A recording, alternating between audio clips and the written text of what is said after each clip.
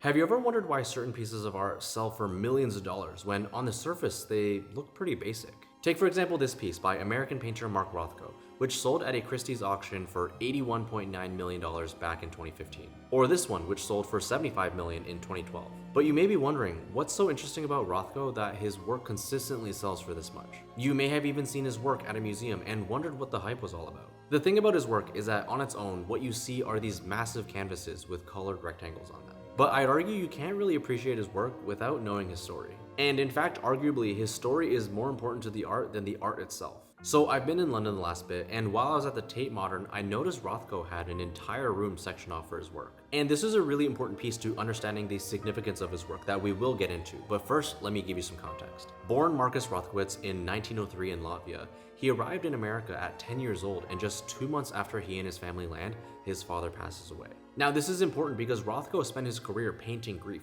It was a major theme throughout his work. He famously said, "I'm not an abstractionist, I'm not interested in relationships of color or form.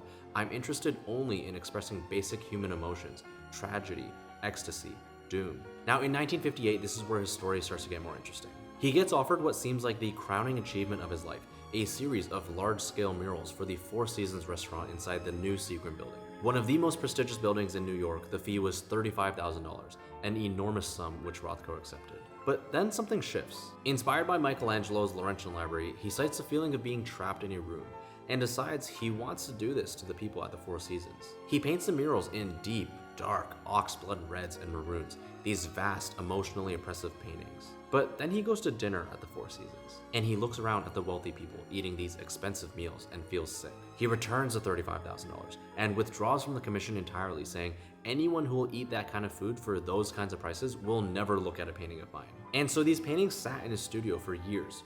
We'll come back to this. But quite possibly the most interesting part of his story is how closely his art modeled the arc of his life. In the 40s and 50s, his work was warmer, containing yellows and oranges, a kind of contained optimism. Then those oranges deepen into burgundy around the Seagram Commission, and it's where his health begins to slowly give out after years of dealing with substances and anxiety. Then his work progresses to his black and gray series after suffering a severe aneurysm in 1968.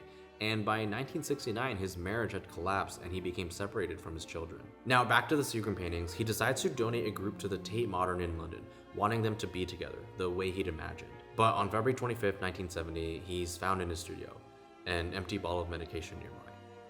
The paintings arrive at the Tate the next morning. So dramatic, I know, but it's why I say you can't appreciate his art without knowing all of this. And I hope you seek out his work with a different kind of understanding. And if you do, send me photos. I'll see you in the next one.